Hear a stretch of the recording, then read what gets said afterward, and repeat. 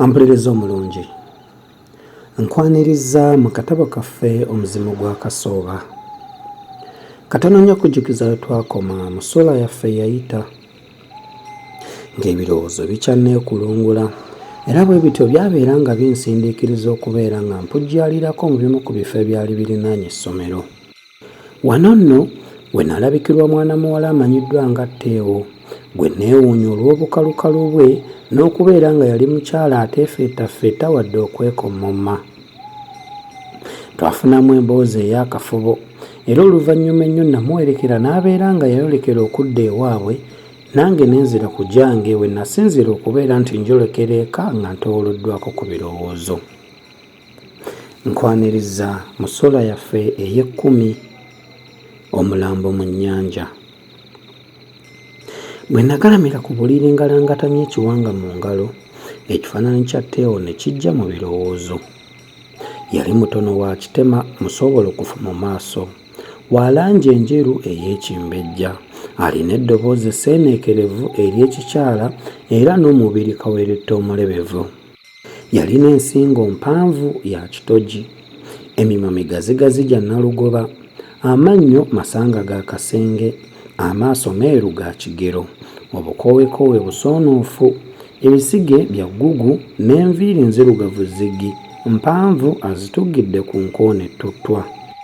Akayindo ke nga kakenduufu keekulungirivu ku mivubo, engalo mpanvu za nkago, enjala za kibulira n'amabeere ga mpumuupu. Ekifaananyi ekyo kyagenda nga kisebengerera mpola okutuusa lwe kyabula ng'otulo tuntutte. Ennaku ezaddirira zaali mugugu gye ndi ng'ebirowoozo biri awo kireebereebe bibungeetera wakati wa Fiida ne Teo. Mu butuufu tekyali kintu kitono gye ndi okufuba okwerabira omuntu nga Fiida gwe nali njagadde ng'akaggereggere okumala ebbanga eddene lityo. Era osanga singa yali kumpi ne Teo n'atabonekerawo mu kiseera ekyo nandikubye ndeka mwoyo anti ng'ogubula eyeeguya. Naye ebyajja bigwawo oluvannyuma lw'ebbaluwa ye byayongera kusaabulula mukwano na kugaziya lukonko wakati waffe. Lumu bwe nakwata mu nsawo ng'eragula ne ŋŋenda mu kittavu ngisuulemukko ku jjamba. Bwe natuuka mu luggya lwa bbanka ne nsangawo mmotoka Benzi eyanfaananira busera, yammwenyeranga gye nali ndabyeko awantu. Mba nkyagitunuulira, Fiida n'omuvubuka ne bawomatuka mu bbanka. Bajja banyumya era nga buli kiseera Fiida akyusa amaaso n'atunuulira omuvubuka. Baba batuuka awaali emmotoka, Fiida n'andaba. Yeekangamu naye ng'omukaba bw'atajja busera, yammwenyera nga bw'ampuubira omukono n'ayingira mu mmotoka. Nga ggwereddemu era nga tazzeeyo kunkyusiza maaso, yaggala oluggi ne bejjawo. Nasanga bbanka ekubyeko bugule bwe ntyo ne sisobola kutuukirira Teo. Namulamusisa maaso nga nsuubira okumulaba mu ssinzizo enkeera ku Sande. Teyasoma ate nga nali simanyidde ddala waabwe wennyini. Nagezaako ebyokumulaba okubyesonyiwa, wabula awo nga ku ssaawa 10 ez'olweggulo nawulira nga ate ennyonta ey'okulaba ku Teo esitudde buto. Nateesa ŋŋende ewa mukwano gwange makanika eyabeeranga oludda lw'e Katakala eyo mubuuze obanga yali amanyi ewaabwe wa Teo, kubanga ye munnange yali ansinga okumanya abantu bangi gye basula. Bwe natuukayo nasanga ali awo yeekunkumula n'okwesansabaga olw'ebyekikangabwa bye yali alabye ekiro. Yanyumya nti yali akanika emmotoka eyo mu ttumbi n'awulira endala ng'eyitawo kafuumuulampawu eyayira ng'ennyonyi era eyolekedde eri emubende.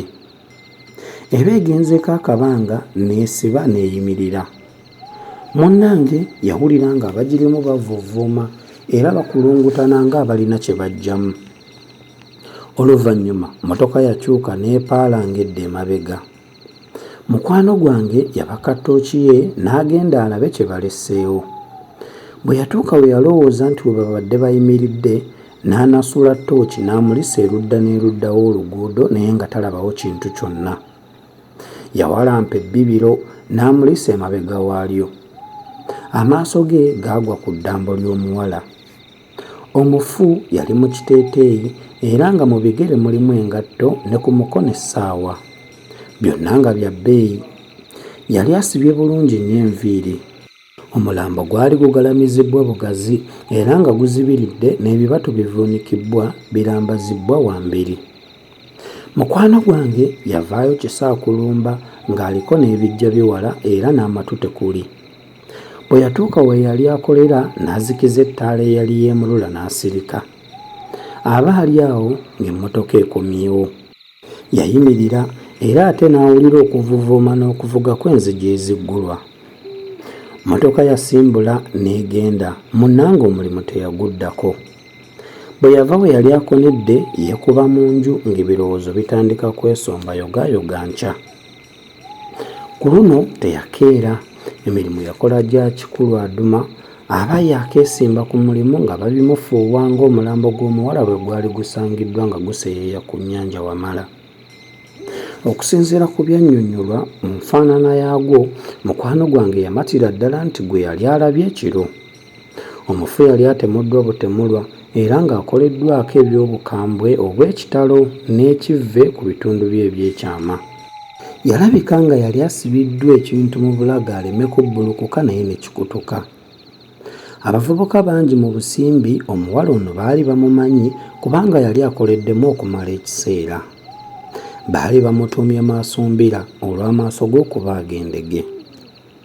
Abantu abasinga balowooza nti osanga yali ayimbagatanyizza emikwano bw'atyo n'amira ekirakira oba okulya ebyakagumba weegoge ekyamuviirako okuttibwa.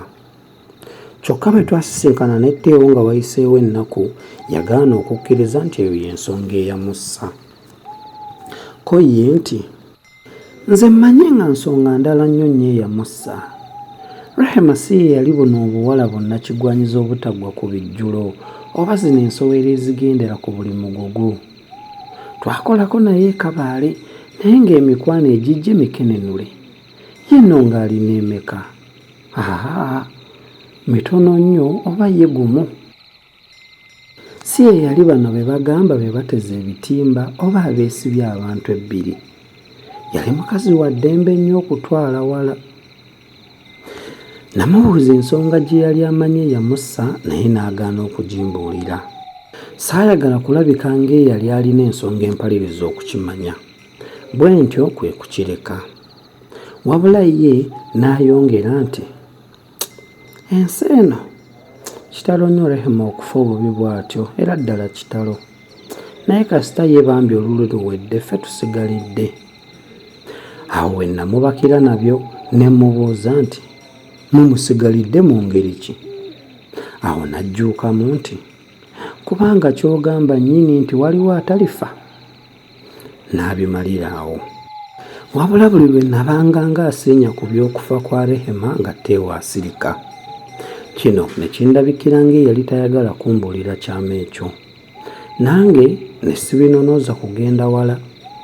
Ekimu ku bintu bye twalwawo nga twebuuza y'ensonga eyajjisa omulambo mu mmotoka emaleddeyo emabega ate ekomewo. Twakizuula luvannyuma nti amafuta ge gaali gagikendeddemu. Abaagirimu bwe baakirabuukirira kwe kuddayo bagongeremu nga tebanneesoloosa gye baali balaga. Ndowooza baatya okuddayo n'omulambo kwe kuguleka.